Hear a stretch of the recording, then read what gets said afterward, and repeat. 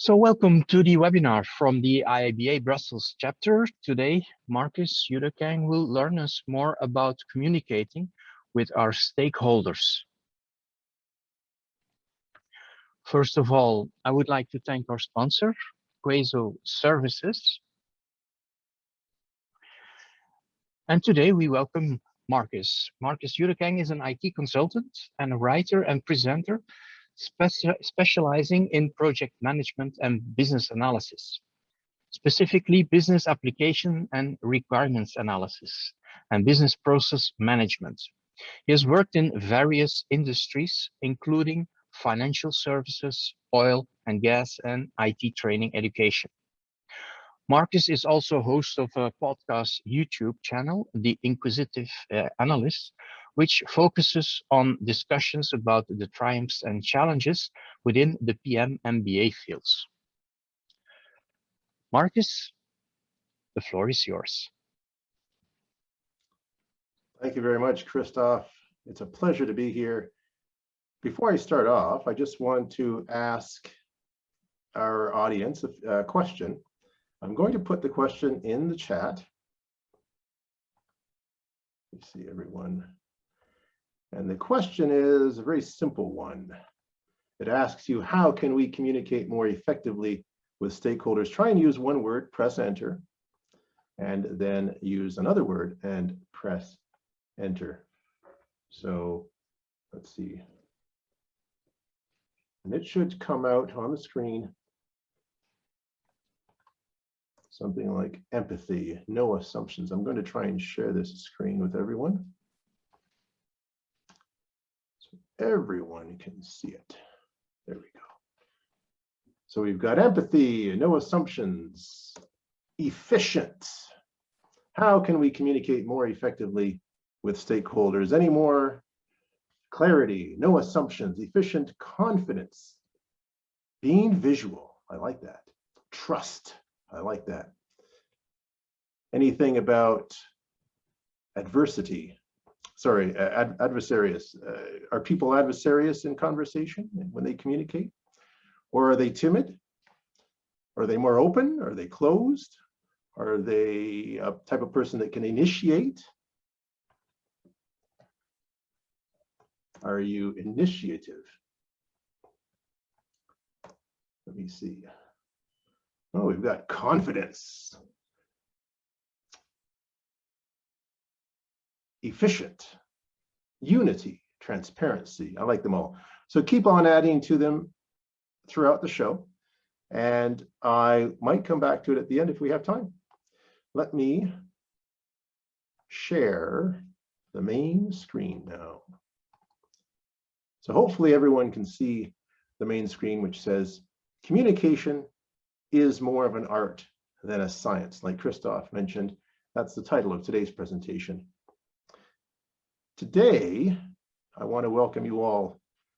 And I want to welcome you by saying that we all know excellent communication skills are one of the most important, one of the most essential soft skills for any business analyst.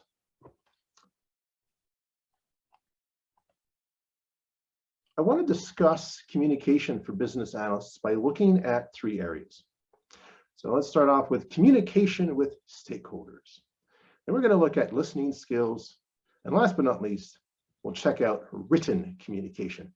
These are all forms of communication that are vitally important to just about every living business analyst.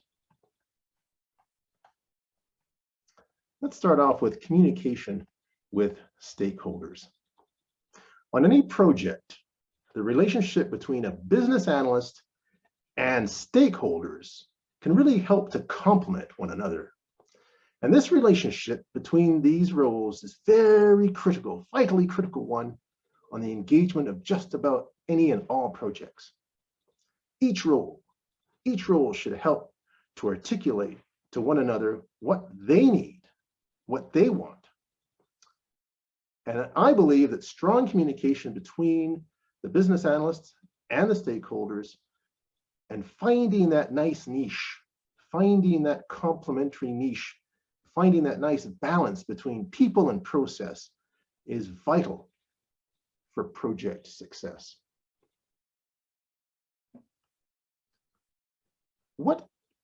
Let's take a look at business analyst. I mean, what is needed to solve the business problem? That's really what we as BAs are looking at. What do we need to solve the business problem?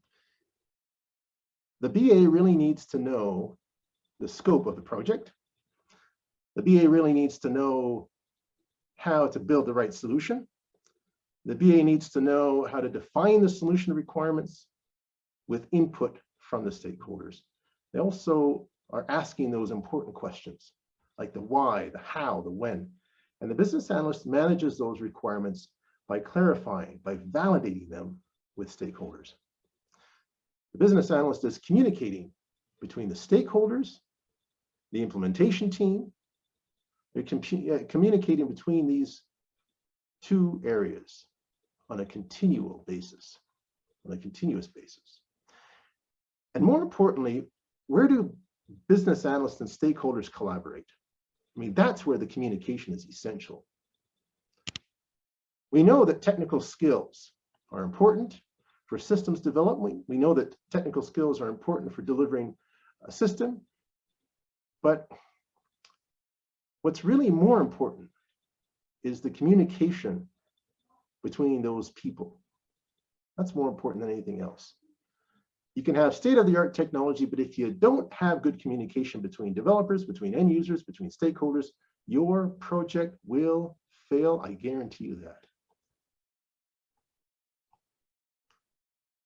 Let's take a look at an agile environment.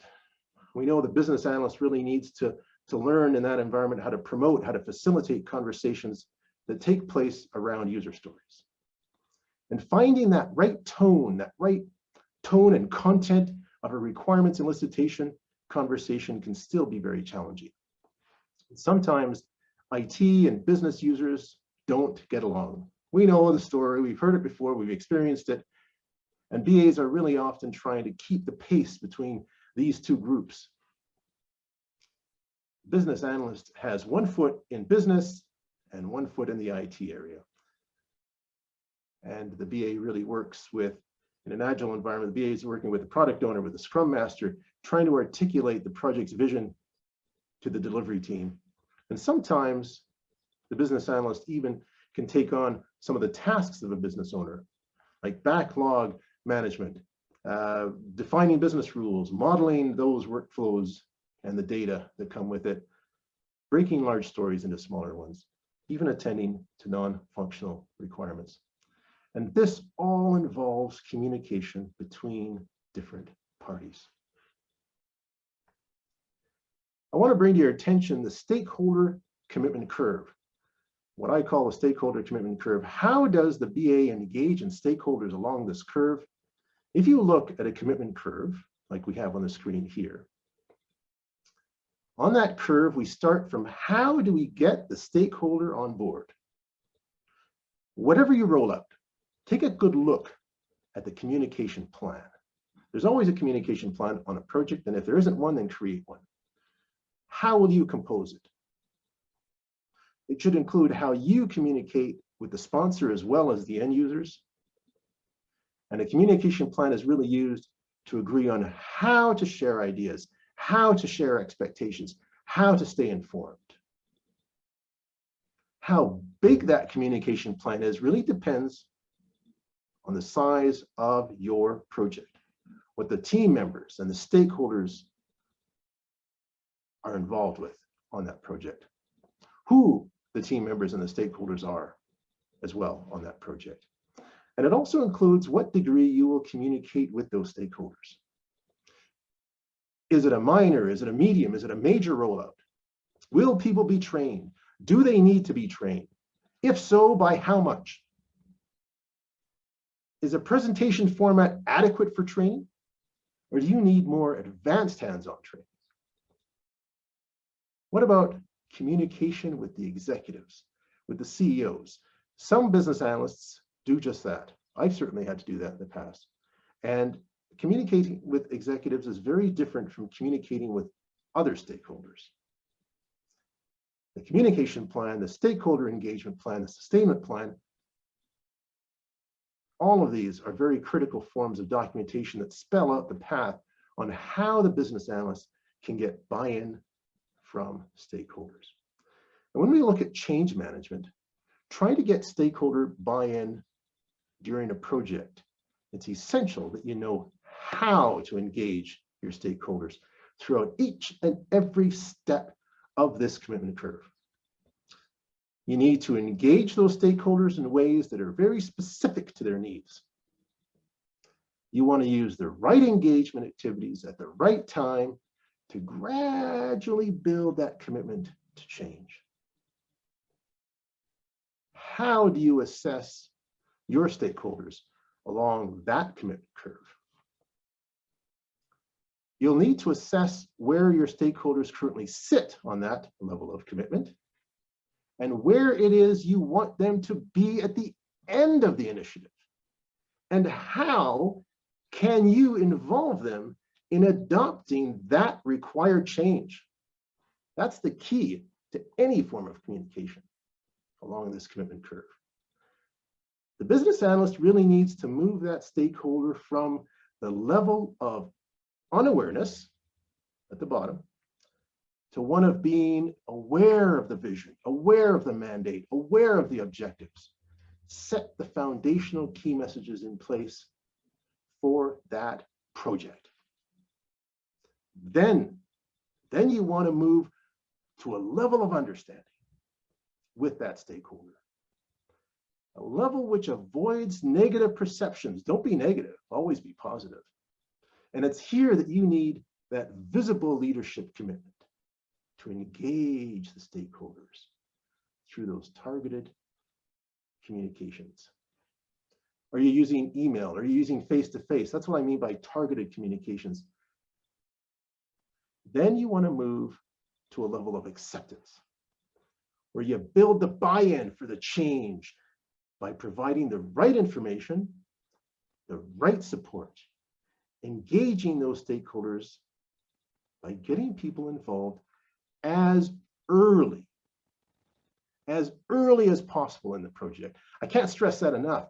Don't leave it to the last minute. Don't do it in the middle of the project. Do it at the beginning. Get the stakeholders involved at the beginning of the project. That's when it's most important. And stakeholders are really more likely to adopt the decisions, the plans that they've had the opportunity to influence from the beginning of the project. And by getting those stakeholders involved early, they can feel their contributions will be highly valued. I can't stress that enough, highly valued. If the stakeholders don't find there's value in your relationship with them, you're not going to get them on your side. You're not going to get their support if you don't give them value. Then you move to a level of project commitment. And this is where you bring the project benefits to life for the stakeholders. You're sustaining the future state. You're embedding that change as a new way of operating. And we as BAs, we need to know the who. Who is your target audience? Who are your stakeholders? We need to know the what. What key messages or activities do you impart to the stakeholders? What are your key communications? What are your activities or engagements that you're going to impart to the stakeholder? That's the what. Then we need to look at the when. When do you communicate? What's the timing before, after, during that change process? You've got to have those specific dates for that communication to take place. And that brings me to the how. We business analysts need to know the how. Figure out how the message will be delivered. What's your delivery channel? Email, like I said, face-to-face, Zoom.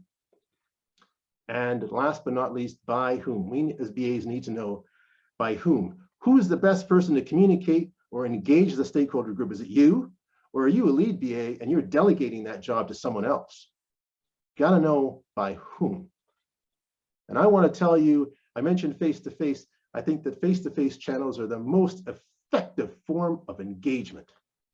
Face-to-face. These days on Zoom, Zoom to Zoom, I like to call it. That's as good as face-to-face. Text messaging is fine for quick messages, but you want to get down to the heartbeat, Zoom to Zoom or face-to-face. So let's take a break from that commitment curve and talk about meeting with stakeholders. You plan to meet with your stakeholders, you want to start having that conversation with them. Maybe it's an elicitation conversation. You start off with small talk, build that rapport. You might try to initiate the conversation with what we call lighthearted topics about weather, about sports, family, food. Everyone loves food, especially in Belgium, anywhere in the world. People love food. Talk about food, talk about family, talk about sports or weather, but find out what it is your stakeholder likes to talk about. It could even be architecture for that matter, or playing golf. But you need a topic to break the ice. That's the start. That's the starting point. Avoid the topics that can be detrimental. Avoid topics that can be controversial. And what I'm talking about is politics. Don't even talk about politics. I'm sure there's a few other ones there, like religion. You just don't want to bring them up. Everyone, you can't end an argument on politics or religion. It's not going to happen. So just let it be. Let sleeping dogs lie. Don't bring up those topics. But how do we as humans communicate best? We communicate best with shared topics of conversation, with shared ideas, with shared likes, with shared dislikes, believe it or not.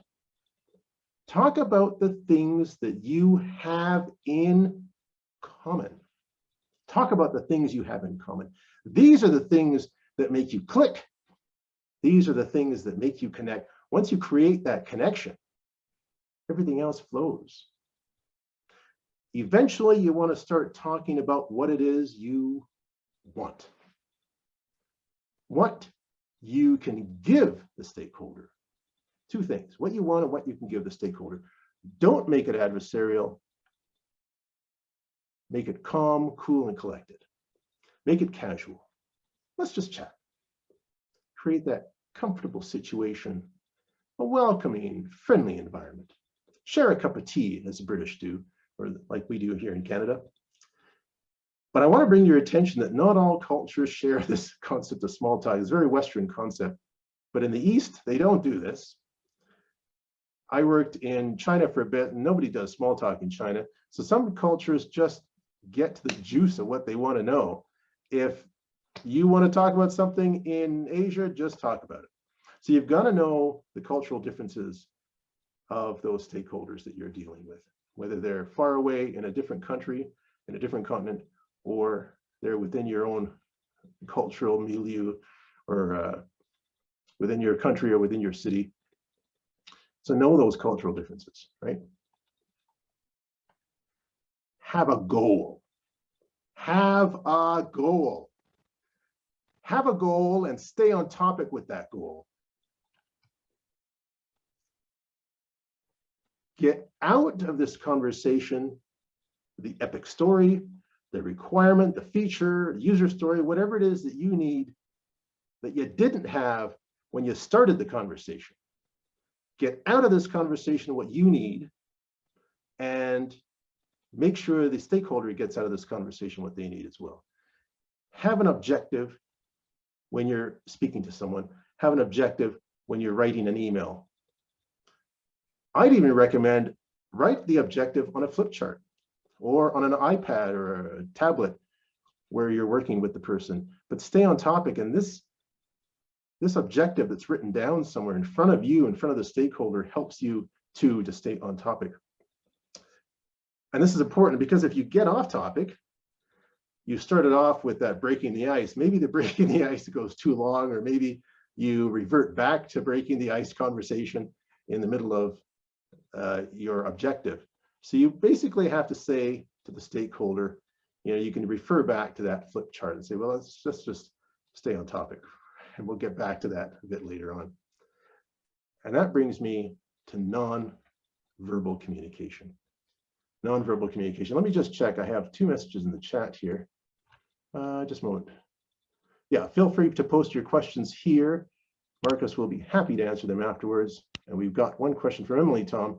If you work on a multicultural team where English is the second language for a lot of team members, but English is the standard common team language, how do you avoid misunderstandings in vocabulary terminology?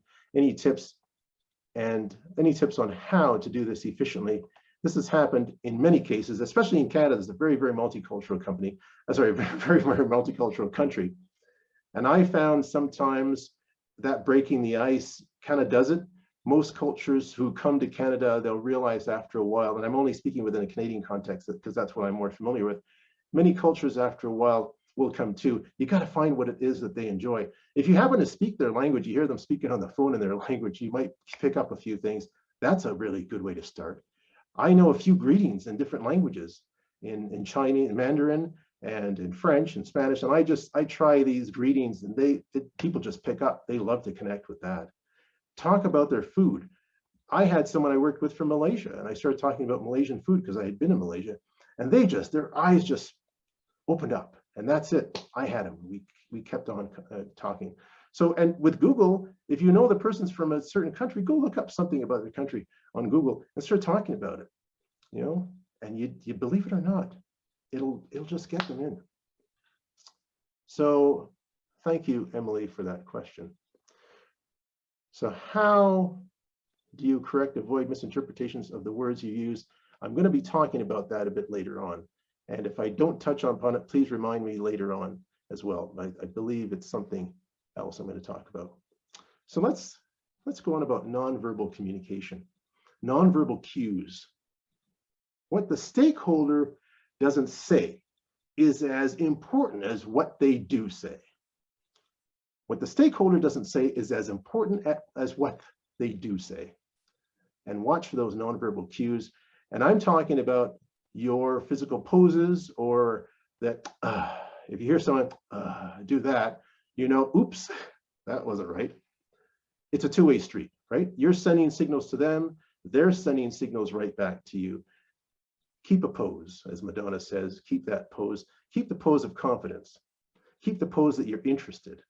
This is a nonverbal communication. You want to physically show that you're interested and engaged in the conversation. When adding a stakeholder, when addressing a stakeholder, use their first name. Use it periodically when you're speaking to them. This is very common.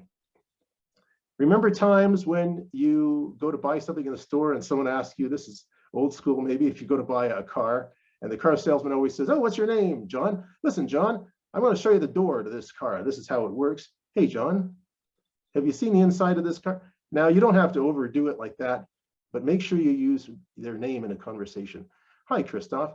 Thanks for introducing me. I really appreciate that. And then go on to what you have to say, because it shows that you are not just interested in the person, but you're welcoming them into your scope, your circle of influence, your circle of interest, and you're putting them at the pedestal. You're showing that you're interested in them.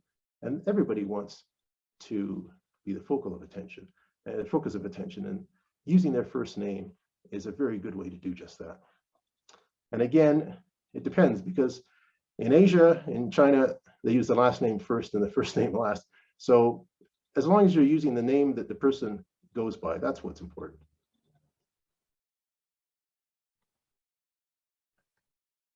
Reducing misunderstandings. Get a common understanding of what it is the user wants. What's in it for the stakeholder? What's in it for you? If you understand what the stakeholder wants, you will avoid this misinterpretation. And this is really the Achilles heel. This is what just allows projects to fail instantly through misunderstanding. So you gotta create clarity. If there's a misunderstanding, or if it's something that your stakeholder is talking about and doesn't sound right, make sure to bring it up during the meeting. I can't emphasize this more. I've had people, mentors, come to me and say, I sat in a meeting, I didn't say anything. They asked me a question, I didn't have an answer. No. Don't ignore it.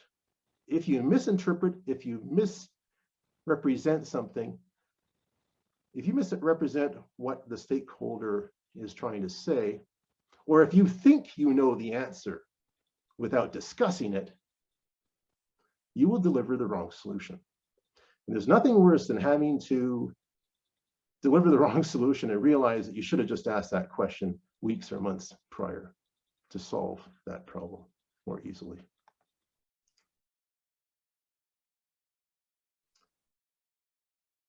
So you really want to get a common understanding, a common ground, a common understanding of what it is your stakeholder wants. Let's take a look at listening skills. Listening is vitally important. I belong to Toastmasters, and that's one of the things we like to stress, listening. Not just speaking, but also listening, because you learn just as much from listening too. So let's take a look at some listening skills. I like to say that silence is golden, as my father used to tell me back in the day. That's what they used to say. Children were to be seen and not heard. Silence is golden. But now that we're adults, silence is still golden, even in a stakeholder environment. See, some people are very uncomfortable with silence. And if you're quiet in a conversation, if you're the one who's being quiet, guess what? It means that there's someone else who wants to continue speaking. And when you're quiet, listening, it encourages the other person to expand, to elaborate on what it is they are saying. Listen to important points that are being made by your stakeholder. And I always say, take a mental note. If you're good at remembering things, the human brain can only remember 5 to 7 things. So if someone's talking, I'd say even 3 or 4 items would be good enough to stick in your brain. Anything beyond that, you want to be able to write it down. So jot those points down on a notepad, on a tablet, anything at your disposal. Become a better listener. Take notes. Silence is a good and a great communication tool.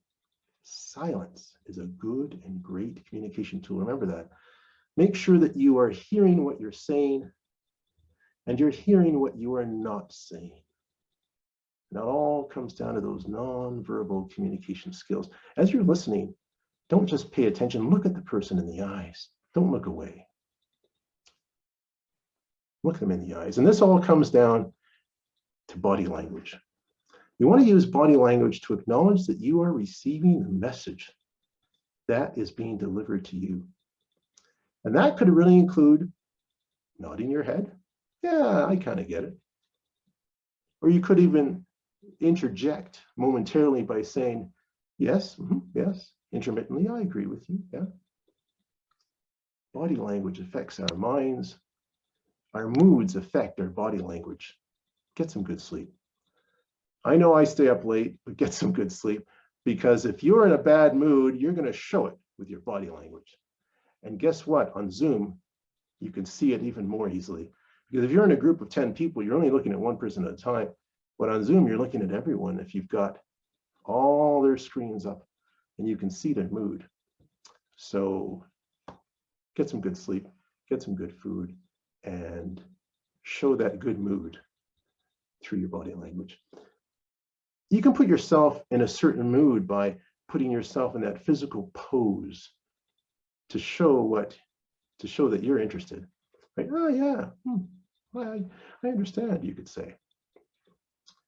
You'll become more in charge.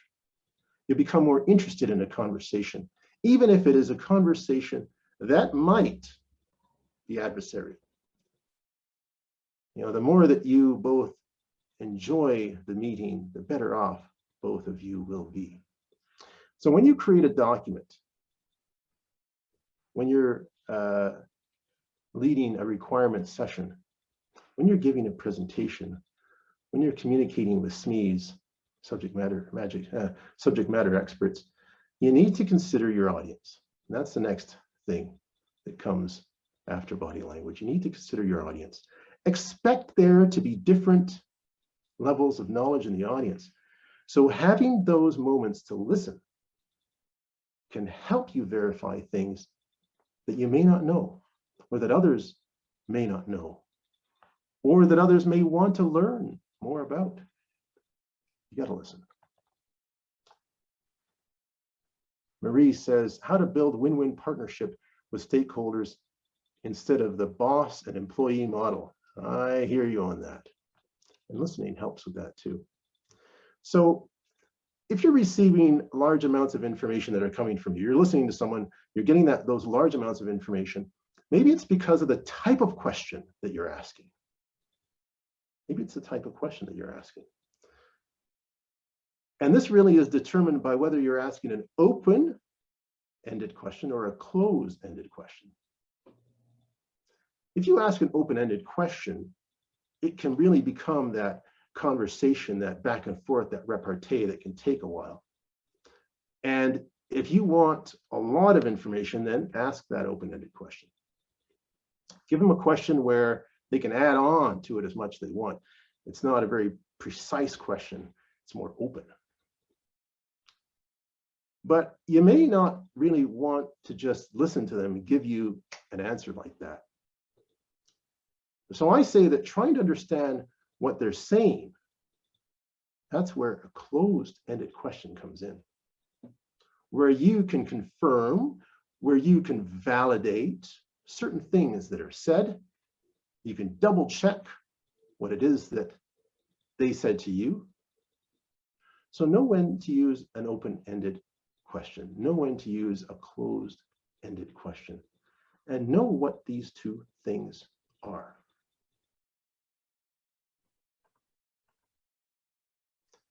Be natural, be yourself. Be natural, be yourself. Display those levels of high self-confidence. Display those levels of high self-assurance by listening effectively. And you know what? Be motivated to learn, to practice, and reinforce those active listening skills. You want to participate intelligently. You want to participate effectively in that conversation. A great way to really resolve disagreements, to resolve conflicts, is to listen effectively to your stakeholders. And this is not something I'm making up. Police forces do this too, at least in Canada. They used to use force first many years ago, and the police force said, no, when you go to a conflict, listen. Ask the person involved, what's the problem? Listen first, and then you act. It's the same in a business analyst stakeholder environment. Listen first, and then act. Remember that you are in control of this meeting. You are in control of this conversation. So you should be the one directing them. They really don't know what you want from them. So you're the one who knows what you need. So you're the one who needs to be in control. You need to feel comfortable, and you need to be natural in order to be in control. Just be natural. But I must confess, don't try to offend anyone when you're gathering information. And this is something that has happened to me. I had a manager who came from a culture where he wanted to be authoritative. And it wasn't just his to be demeaning in the same way. So he spoke to me in a very rough way.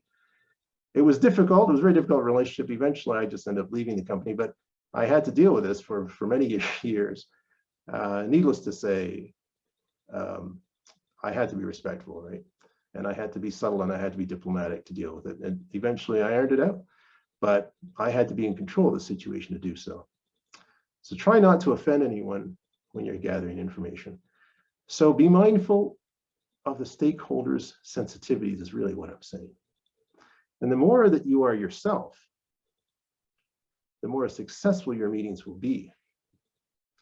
And the majority of people will support you, especially if the subject matter that you're talking about has to do with the company values, the company objectives, the company mission. People in that company will support you if what you're talking about parallels the company's values, the company's objectives, and the company's mission. Have a list of questions that are in front of you. And if the stakeholder strays off topic, like I mentioned, try to get back on topic. Be polite about it. Go back to your objective, to your main points. Have a list of those items you want to attend to, like I mentioned. Make sure the stakeholder is aware of them. And if the stakeholder goes off track, just say something like, that's great, but I have a couple of questions that maybe we can look at first. And if afterwards we have time, then maybe we can chat about those other items. Be nice about it. You also want to show an interest in what the stakeholder is saying. Like I've mentioned, both parties will be able to sense if the other person is not interested in that conversation. You've had a bad day at work. Sorry, you've had a bad day at home. Don't bring it to the office because they're going to see, they're going to notice. Try to suppress it. So some people are naturally imbued with this talent to engage, to create this repartee in the conversation. It's a skill, and it takes time to build that skill, but some people are just naturally curious and naturally inquisitive. Business analysts are inquisitive. The name of my show is The Inquisitive Analyst. We need to ask these questions. We need to be inquisitive. We need to be engaging in the conversation. If the stakeholder delves into a conversation and they don't know what the other person is talking about, after a bit of listening, and that also goes for the business analyst, after a bit of listening to that other person, the other party, they begin to get more interested in the topic. And they show that interest very easily. So the better you are at being natural, the better you are at being honest about engaging in that conversation, the more easily it will be for you to gather the information that you want from the stakeholder. That's all it is. Just be natural. Just be natural and engaged. But become a better listener, communicate like a leader, and respond well to feedback. You might want to also, I might add, throw in a joke once in a while if it'll add to that social milieu. Use humor, but sparingly. Have some fun as you go through the process of this interview, or as you go through this process of requirements gathering, but have that conversation with poise, with purpose. Have that conversation with poise and with purpose.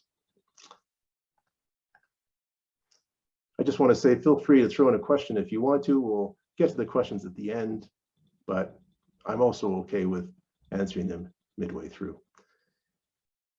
Be nice, but be firm.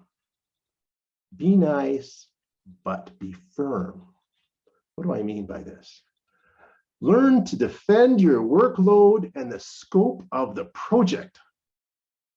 In other words, don't always say yes. Don't always say yes. And when you say no, don't be imperative about it. Don't be blatant about it. Be diplomatic about it. You don't want to lose your job. And we in the West don't like to hear the word no. So be diplomatic. I can give you some examples about that. If you say yes to everything, and let's talk about the yes part first, you will get nothing done. And we've all been there. I have too. Yes, I'll do it. Yes, sir. Yes, ma'am. Yes, I'll do it. Oh, they'll like me if I say yes. No, they're not going to like you if you can't deliver all the things that you said that you could deliver, all the things you said yes to. If you pile up that stuff, if you don't prioritize your job, no one's going to do it for you. Yes, you're building strong relationships with stakeholders. Yes, you're building repartee, but don't try and avoid conflicts by saying yes to every single request. It may feel uncomfortable in the short run. Sorry, rather, it might make you feel comfortable in the short run by saying yes, but it's going to wreak havoc in the long term. I'll guarantee you that. How many times have you had people throw stuff on you and you're just saying yes, and then they ask you, why didn't you have time to do this project? And you can't explain why, because you didn't say no. Keep track of your requirements, but know how to prioritize them, like I said. And they're going to be prioritized based on the objectives, based on the product needs, right? Do not frustrate the stakeholders by not being able to deliver all the requirements. And based on your listening, based on your knowledge of the product, you will know which features can be delivered sooner than others. Make that abundantly clear to the stakeholders. Do not allow that backlog to grow with no limits. Do not allow that backlog to grow with no limits. Understand necessity for certain stories, understand necessity for certain features, understand necessity for certain requirements. Don't avoid important conversations about those features. Don't have future conversations, or rather don't make those future conversations more difficult than necessary. And don't say no blatantly. Be diplomatic. I'll give you an example. That item is out of scope. It's already been baselined. The scope's already been baselined with these particular features, but perhaps we can take a look at that particular item that you want after we deliver these initially requested items. That's a nice way of saying no without using the word no. How about another example? In order to lower costs and not overburden the developers and the testers, maybe we can put that item on the back burner for now. You start talking about money, people will start listening to you without using the word no. Another example. If we include that feature, it's going to increase my workload. It may cause delays. Can you chat with the product owner, the product manager, project manager, whoever's in charge, about adding another resource to help us out? You just said no without using the word no. So keep the scope, defend your workload, be nice, but be firm. Let's take a look at written communication. I love this cartoon, Bark, meow. They had a tendency to talk past one another. And that also goes for writing as well as verbal.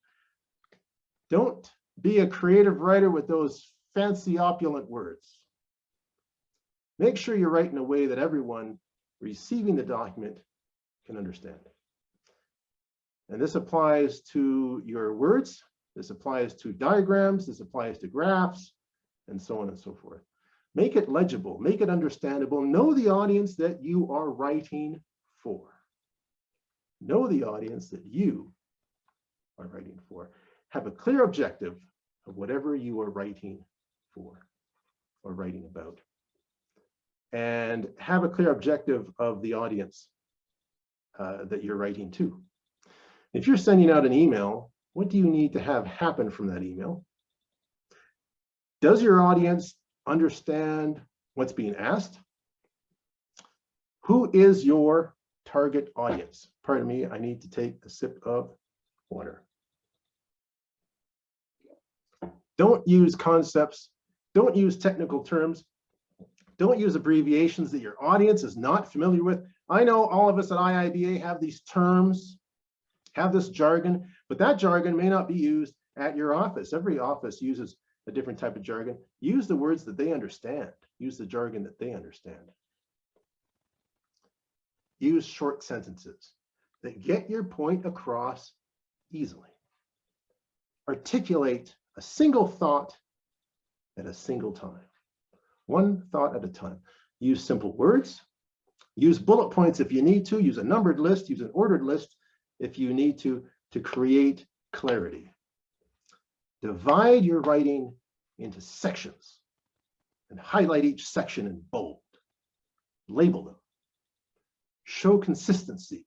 Show a logical flow to your message. So you go from point A to point B to point C. Don't go from point A to point Z to point B. Go from point A to point B to point C. Point 1 to point 2 to point 3. Let me just check out the questions we have here. How do you remedy a situation where you come into a project and the communication has already broken down and major stakeholders are lost interest in the project? I'd say if you have a choice, get off that project. You want to be with winners. You don't want to be losers. Don't stay on a team where it's already failing and you have no power, influence, or authority.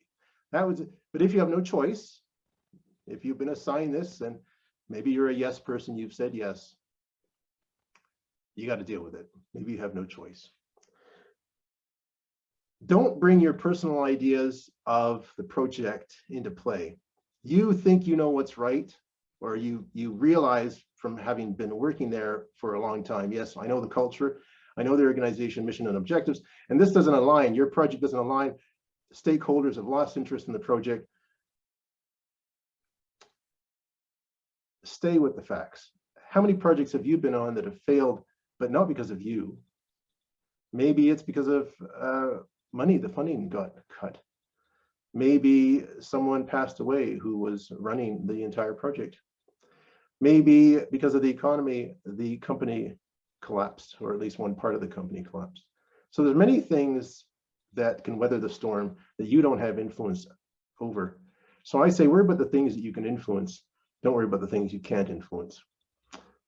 That's one way to think about it, Gabrielle. I hope that answers your question. The other way is, if it's a small enough team, maybe you can just take over if you're pretty good at what you do, and you can talk to the powers that be. You've created those relationships. Now they're going to listen to you, and you can start to iron things out. So that's another way of dealing with it.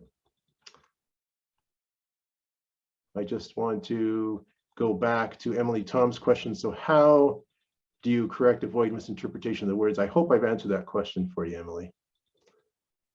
Now, so we looked at using short sentences, have a clear objective of whatever you're writing, and don't be that creative writer. It's not English class, right? So to conclude, effective communication and engagement is really an essential component in managing the change along that commitment curve that I talked about, usually within a project.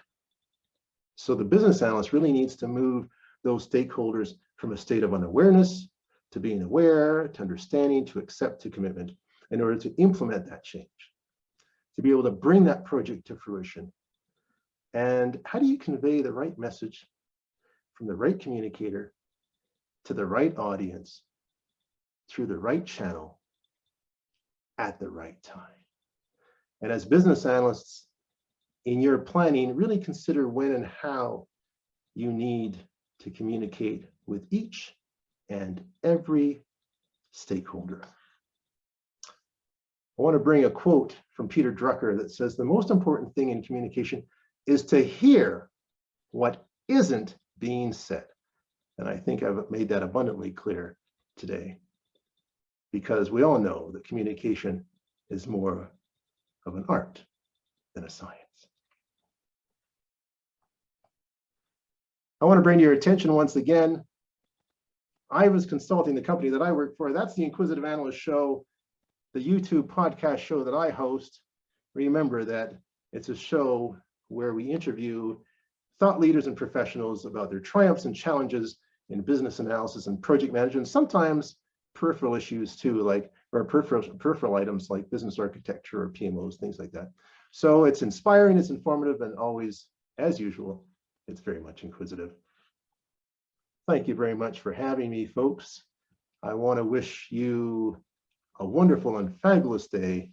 And thank you very much, IIBA Brussels, for having me. Any questions? I'm here to answer them at large. So let them show. Thank you, Marcus, for giving us all this information and showing us that communication is indeed an art. As you said before, I must remind myself on a situation that I was in a team, multicultural team, with some Indian colleagues. And what we noticed was that it was pretty hard in talking with that, in opening them up.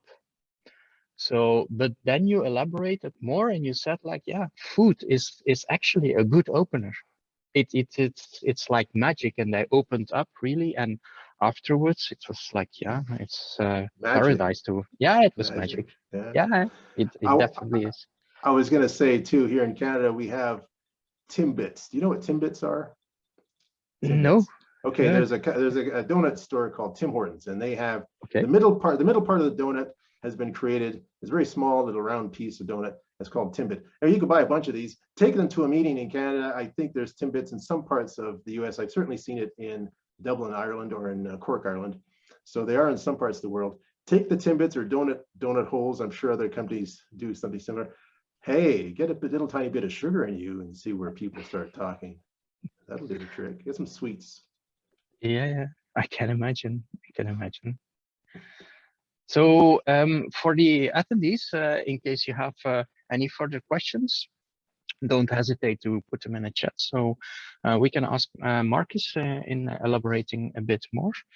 I have here a couple of questions, like how can we best overcome disputes or misunderstandings that never seem to end?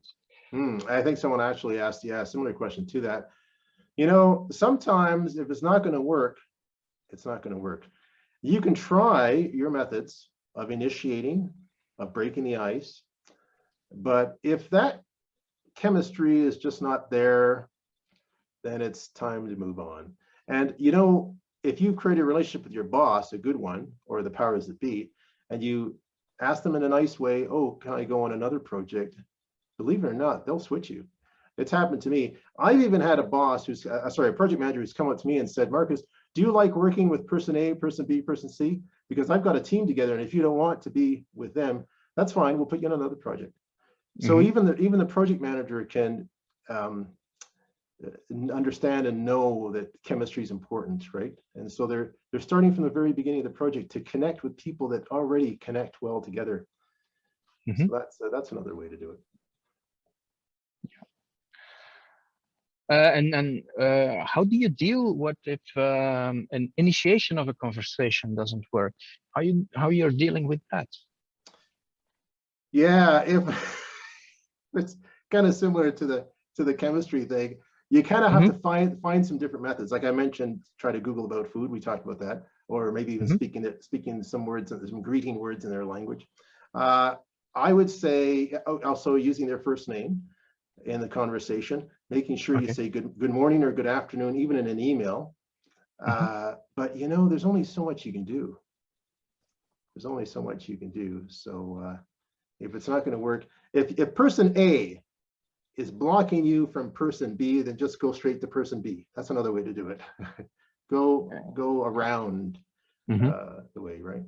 So. Okay. So I don't know if anybody else has some questions, some more questions. If I was not, going to say yeah. thanks to Gioma. She said great talk, and thanks to John Ogunwale. He said thanks, Marcus. So thank you. Okay. So in that case, we would like to thank you very much for this interesting session, full with the new insights on the communication within the project environment. The presentation slides will be sent out afterwards as a PDF in our wrap-up. Furthermore, in name of the IABA Brussels chapter, we would like to offer Marcus this certificate of appreciation in giving this session. Thank you very much. You're welcome. And we would like to ask our audience to give us some feedback on this session.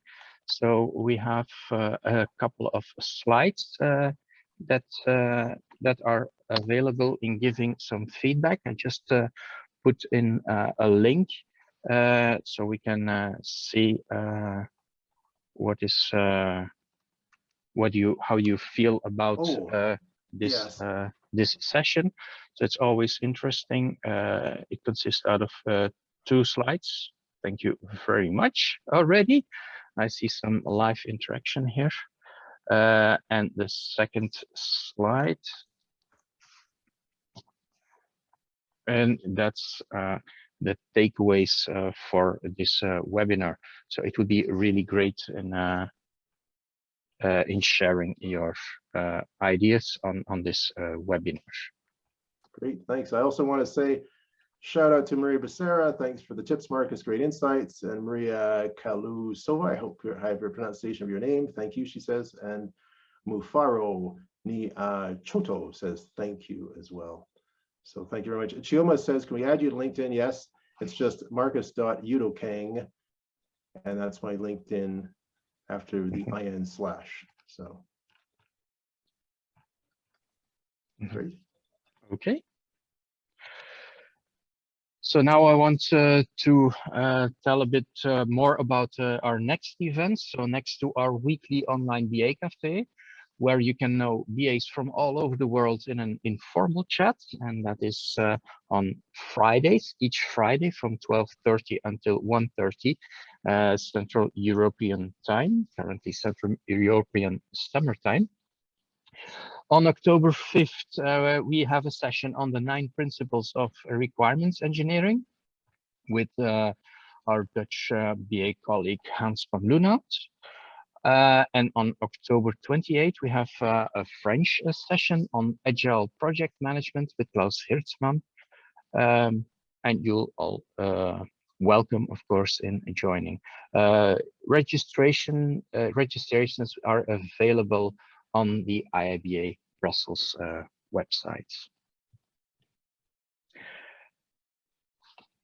And thank you for attending our webinar. And in case you have any further questions, do not hesitate in posting them still here on the chat until we close this session, or sending them to our email address info@brussels.iiba.org. Thank you very much for attending. Thank you very much, Marcus, as well, again. And I hope to see you next time. Bye. Thank you, Christoph. Bye, everyone.